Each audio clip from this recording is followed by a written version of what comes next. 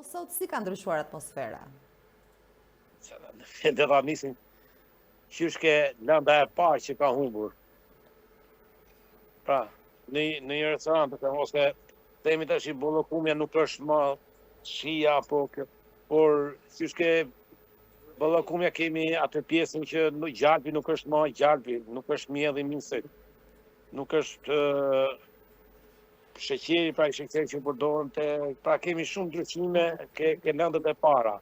Tjetra pasaj ose që njerëz janë bërë pak temela, ose nuk e di se mund të jap një shpjegim këta, por shumë pak e festojnë në për familjet.